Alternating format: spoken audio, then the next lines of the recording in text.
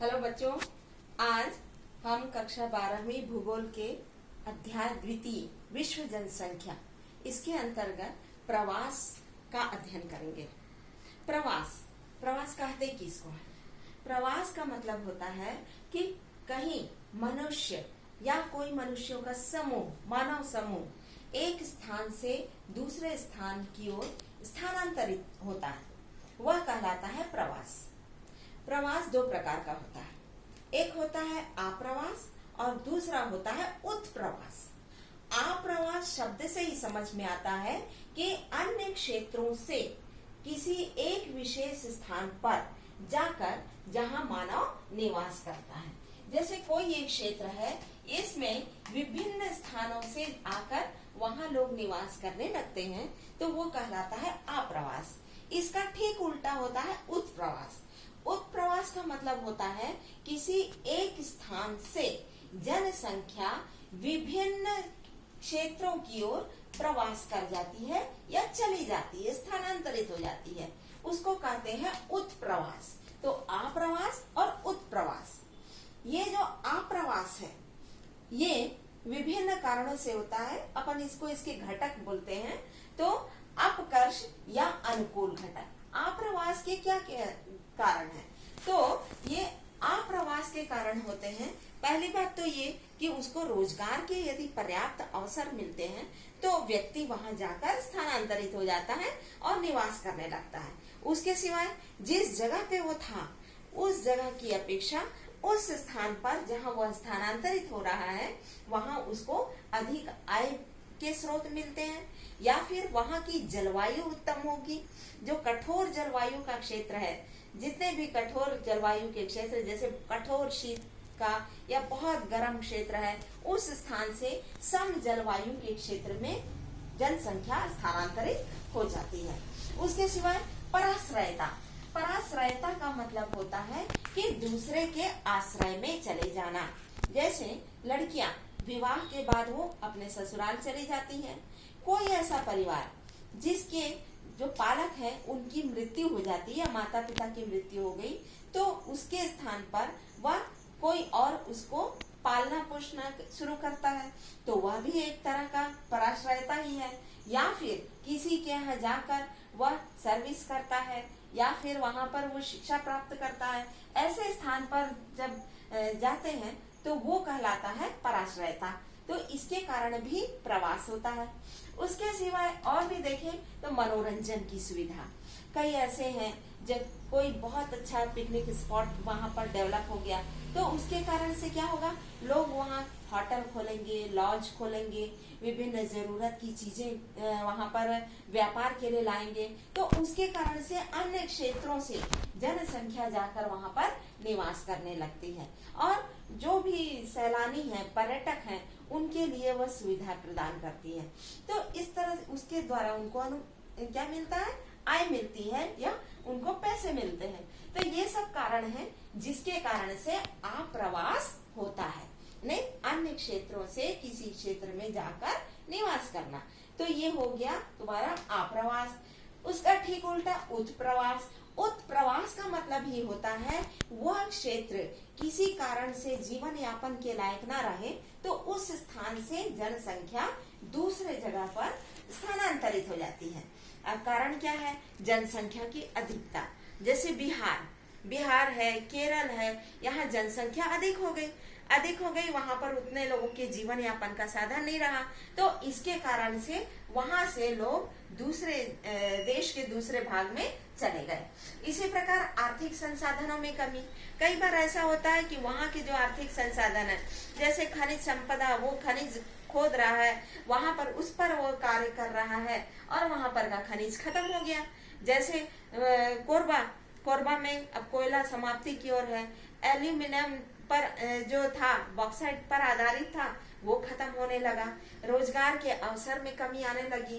कई ऐसे हैं सामाजिक, राजनैतिक, धार्मिक संघर्ष हमेशा चलते रहता है, जिसके कारण आपसी मनमुटाव होता है।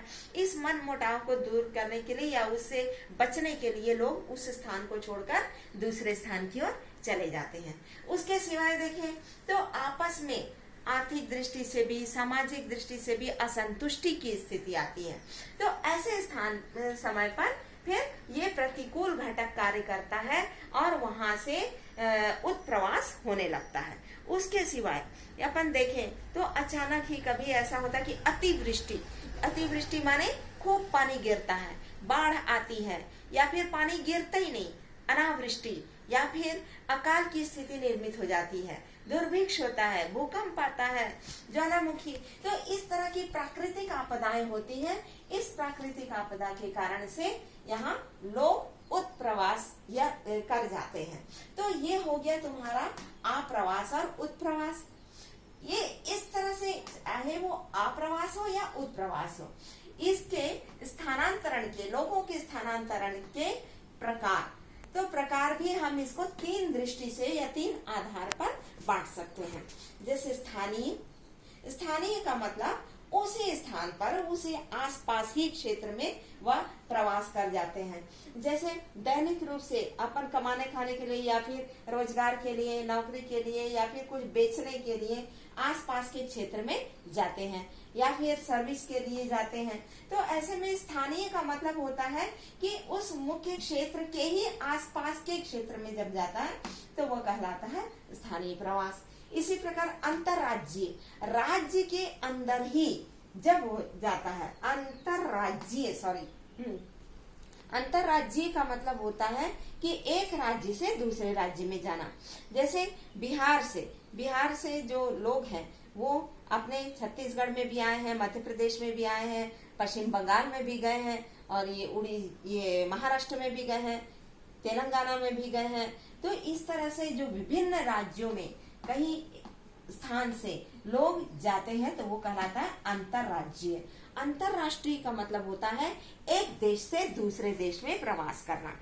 जैसे अभी अपन देखें तो अपने भारतीय ही हैं जो कि अपन देखें संयुक्त राज्य अमेरिका में, रूस में, हाँ, और इस तरफ अपन देखें तो लंदन में, ऑस्ट्रेलिया में, ये आसपास के जितने भी देश हैं, आसपास ही नहीं विश्व के कोने कोने में लोग जाकर वहां पर बसे हुए हैं।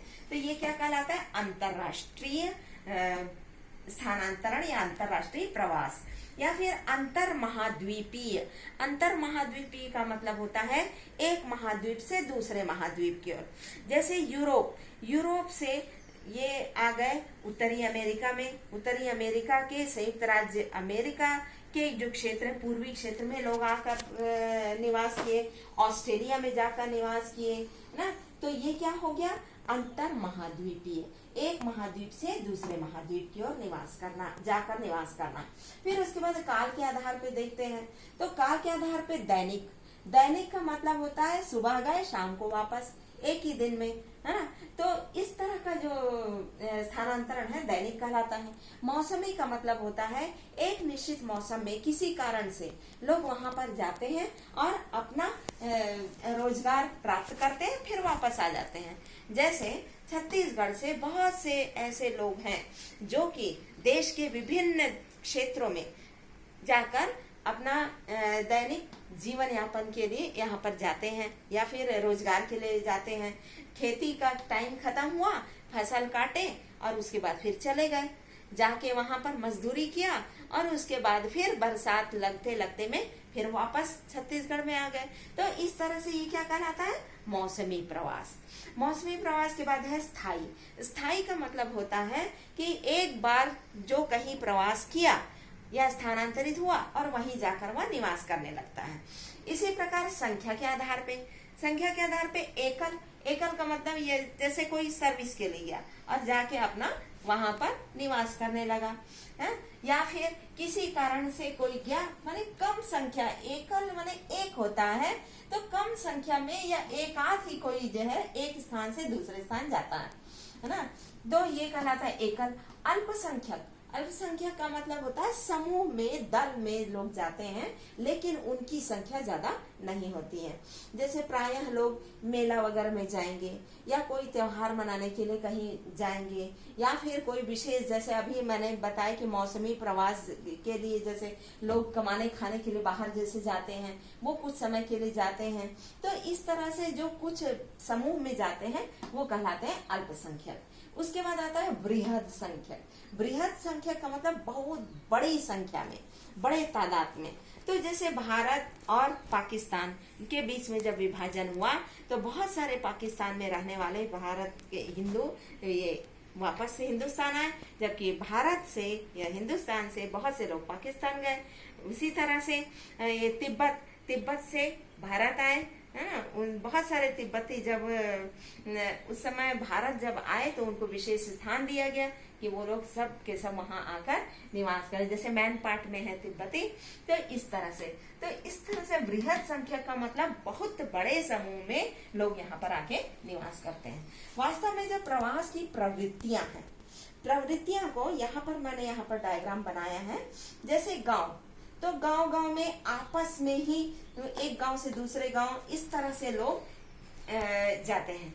इसको कहते हैं गांव से गांव की ओर, ग्राम से ग्राम की ओर प्रवास।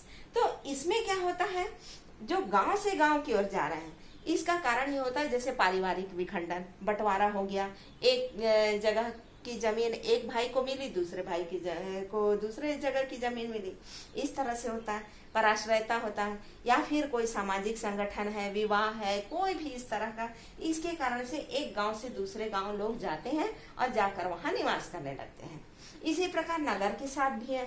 नगर के साथ नगर को भी यदि देखें तो एक नगर से दूसरे नगर व्यापार के लिए जाते हैं, उद्योग के लिए जाते हैं, है ना, व्यवसाय के लिए जाते हैं, या फिर कोई नौकरी के लिए जाते हैं, प्रशासनिक कोई कार्य है उसके लिए जाते हैं। तो ये सब कार्य के लिए नगर में एक नगर से दूसरे नगर लोग जाते हैं। लेकिन कई बार परिस्थितियां और भी बदल जाती है। जैसे ग्राम से नगर की ओर, गांव से नगर की ओर क्यों जाएंगे भाई, तो गांव से नगर की ओर जो जा रहे हैं इसका कारण क्या है, प्रायः लोग रोजगार प्राप्त करने के लिए वहां पर जाते हैं। नौकरी प्राप्त करेंगे, उद्योग में काम करेंगे, या फिर कोई ऊंची शिक्षा लेंगे, चिकित्सा के लिए जाएंगे, व्यापार करने जाएंगे, मनोरंजन के लिए जाएंगे। तो इस तरह से ये सब कार्य के लिए गांव से नगर की ओर जाते हैं। फिर एक परिस्थिति ऐसी भी आती है जबकि नगर से गांव की ओर आते हैं। तो नगर से ग्राम की ओर क्यों आएंगे, इसका कारण ये होता है नगर में जनसंख्या का दबाव इतना ज्यादा हो जाता है, जनसंख्या के कारण से पूरी जमीन वहां की भर जाती है। तो उनको ज्यादा अपने उद्योग का विस्तार करना होता है, तो उद्योग को वो लगाने के लिए वो आसपास के गांव में जाकर उद्योग लगाने लगते हैं। उसके सिवाय जैसे डेयरी है, कई लोग कृषि फार्म बनाते हैं, या फिर ये सब चीजों को यदि छोड़ दें तो शांतिपूर्वक रहने के लिए, वो शांतिपूर्ण ढंग से निवास करने के लिए वो गांव की ओर जाते हैं। कई बार क्या होता है, लोग बीमार पड़ने लगते हैं, स्वच्छ वातावरण प्राप्ति के लिए वो गांव की ओर जाते हैं। तो इस तरह से नगर से गांव की ओर जाते हैं। इस तरह से प्रवास की प्रवृत्तियां 4 हैं, ग्राम से ग्राम की ओर, नगर से नगर की ओर, ग्राम से नगर की ओर, और नगर से ग्राम की ओर। तो इस तरह से ये हो गई आपकी प्रवास की प्रवृत्ति। तो इस तरह से ये हो गया आपका आप्रवास, उत्प्रवास, है ना। आप्रवास के कारण, उत्प्रवास के कारण, स्थानांतरण के प्रकार, स्थान के आधार पर, काल के आधार पर, संख्या के आधार पे। फिर प्रवास की प्रवृत्तियां ग्राम से ग्राम की ओर, नगर से नगर की ओर, ग्राम से नगर की ओर, नगर से ग्राम की ओर। तो इस तरह से हमने यहाँ पर इस प्रवास को अध्ययन किया। निश्चित रूप से आप लोगों को सब समझ में आ गया होगा। ठीक है, अब आप लोग इसको नोट डाउन करके इसको आप एक बार पूरा रिवीजन करिए।